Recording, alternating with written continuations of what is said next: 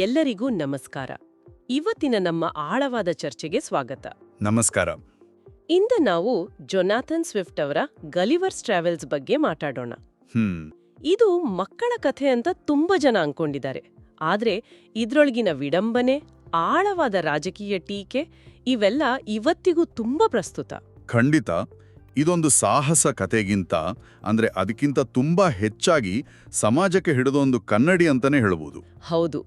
ಗಲಿವರ್ನ 4 ಪ್ರಯಾಣಗಳ ಮೂಲಕ ಸ್ವಿಫ್ಟ್ ಹೇಗೆ ತನ್ನ ಕಾಲದ ಸಮಾಜವನ್ನಷ್ಟೇ ಅಲ್ಲ, ಇಡೀ ಮಾನವ ಜನಾಂಗವನ್ನೇ ಪ್ರಶ್ನೆ ಮಾಡಿದ್ದಾರೆ ಅಂತ ನೋಡೋಣ.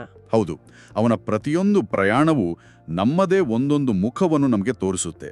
ಅವನ ಕಣ್ಣುಗಳ ಮೂಲಕ ನಾವು ನಮ್ಮ ಹೆಮ್ಮೆ, ನಮ್ಮ ಕ್ರೂರ್ಯ, ನಮ್ಮ ಜ್ಞಾನದ ಮಿತಿಗಳು ಎಲ್ಲವನ್ನೂ ನೋಡ್ತೇವೆ. ಸರಿ, ಹಾಗಾದ್ರೆ ಮೊದಲ ಪ್ರಯಾಣದಿಂದಲೇ ಶುರು ಮಾಡೋಣ. Voyage to Lilliput, the world in miniature. Okay. So ಕಥೆಯ ನಾಯಕ ಲೆಮ್ಯುಯಲ್ ಗಲಿವರ್. ಅವನು ವೃತ್ತಿಯಲ್ಲಿ ಒಬ್ಬ ಸರ್ಜನ್. ಹೌದು. ಅವನು ಬಿಸ್ನೆಸ್ ಅಷ್ಟೇನು ಚೆನ್ನಾಗಿ ನಡೀದೇ ಇದ್ದಾಗ ಅವನು ಸಮುದ್ರಯಾನಕ್ಕೆ ಹೋಗ್ತಾನೆ. ಅಲ್ಲಿ ಒಂದು ಹಡಗು ಅಪಘಾತದಲ್ಲಿ ಸಿಕ್ಕಿ ಹಾಕೊಂಡು ಪ್ರಜ್ಞೆ ತಪ್ಪಿ ಒಂದು ದ್ವೀಪದ ದಡ ಸೇರ್ತಾನೆ. ಎಚ್ಚರವಾದಾಗ ಅವನಿಗೊಂದು ವಿಚಿತ್ರ ಅನುಭವ ಆಗುತ್ತೆ. ಹೌದು, ಅವನ ಇಡೀ ದೇಹವನ್ನು ಸಾವಿರಾರು ಸಣ್ಣ ಸಣ್ಣ ದಾರಗಳಿಂದ ಕಟ್ಟಿ ಹಾಕಿರ್ತಾರೆ.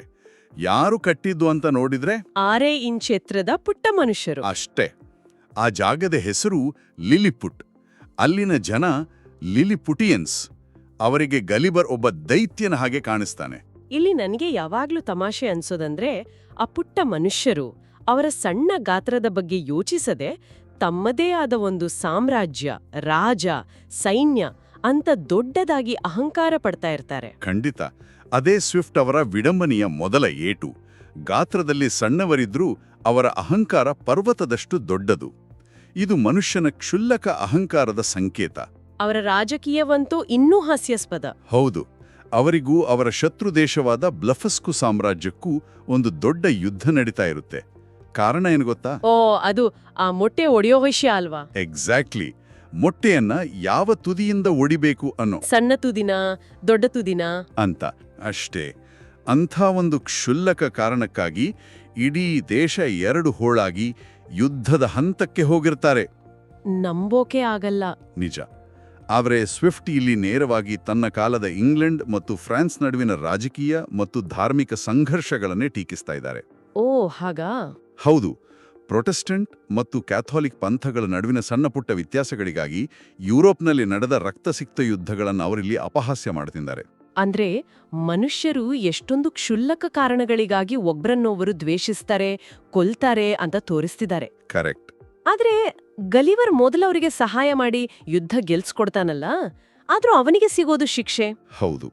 ಅರಮನೆಗೆ ಬೆಂಕಿ ಬಿದ್ದಾಗ ತನ್ನ ಮೂತ್ರದಿಂದ ಅದನ್ನು ನಂದಿಸಿದ್ದಕ್ಕೆ. ರಾಣಿಗೆ ಅವಮಾನವಾಯ್ತು ಅಂತ ಅವನ ಕಣ್ಣುಗಳನ್ನೇ ಕೀಳ್ಸೋಕ ಆದೇಶ ಕೊಡ್ತಾರೆ. ಹೌದು.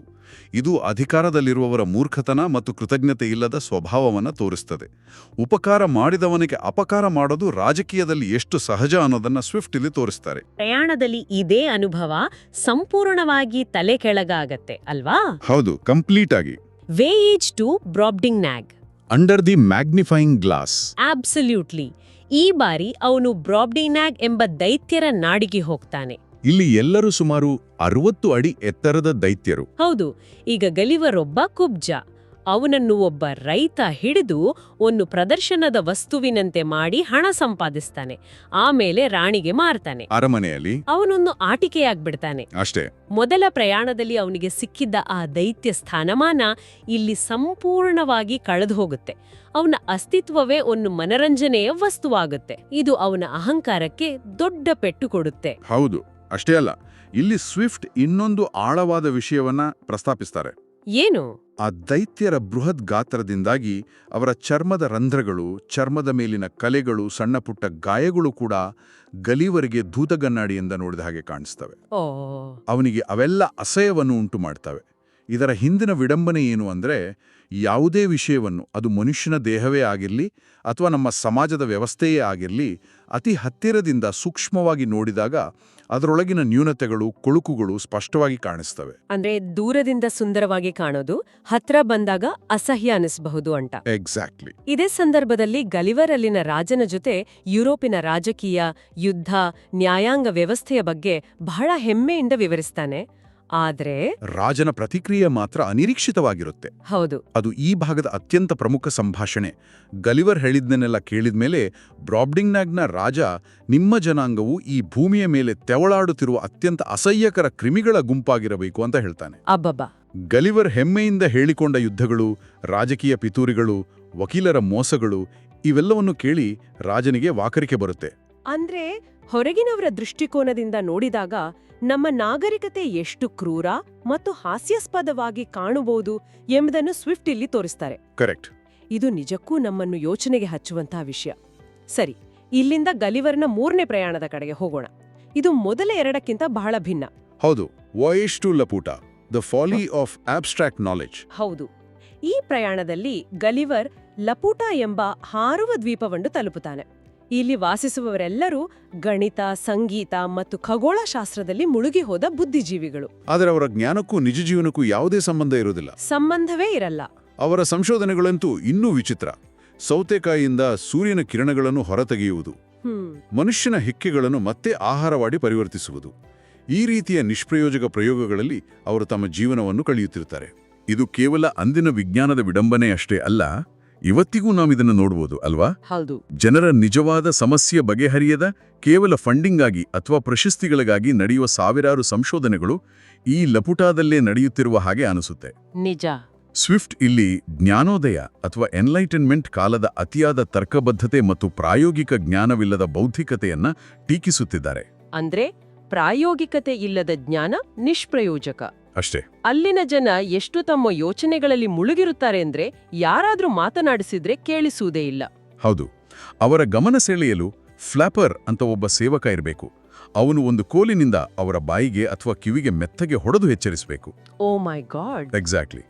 ಇದು ಬೌದ್ಧಿಕ ಪ್ರಪಂಚ ಮತ್ತು ವಾಸ್ತವ ಪ್ರಪಂಚದ ನಡುವಿನ ಸಂಪರ್ಕ ಕಡಿತವನ್ನ ಸಂಕೇತಿಸುತ್ತಿದೆ. ಇಲ್ಲಿಂದ ನಾವು ಕಾದಂಬರಿಯ ಅತ್ಯಂತ ಗಂಭೀರ ಮತ್ತು ಕರಾಳವಾದ ಭಾಗಕ್ಕೆ ಬರ್ತೇವೆ. 4ನೆಯ ಪ್ರಯಾಣ. ವೊಯಾಜ್ ಟು ದಿ ಹೌನ್ಹಮ್ಸ್, ರೀಸನ್, ಬ್ರೂಟಾಲಿಟಿ ಅಂಡ್ ಏಲಿಯನೇಷನ್. ಹೌದು, ಇದು ಈ ಪುಸ್ತಕದ ಹೃದಯ ಭಾಗ. ಇಲ್ಲಿ ಗಲಿವರ್ ತನ್ನ ಸಿಬ್ಬಂದಿಯ ದಂಗೆಯಿಂದಾಗಿ ಒಂದು ಅಪರಿಚಿತ ದ್ವೀಪವನ್ನು ತಲುಪ್ತಾನೆ. ಆ ದ್ವೀಪದಲ್ಲಿ 2 ರೀತಿಯ ಜೀವಿಗಳಿರ್ತಾವೆ. ಹೌದು, ಮೊದಲನೆಯದು ಹೌನ್ಹಮ್ಸ್. ಇವು ಅತ್ಯಂತ ಬುದ್ಧಿವಂತ, ತರ್ಕಬದ್ಧ ಮತ್ತು ನಾಗರಿಕ ಜೀವನ ನಡೆಸುವ ಕುದುರೆಗಳು. ಇವೇ ಆ ದ್ವೀಪದ ಆಡಳಿತಗಾರರು.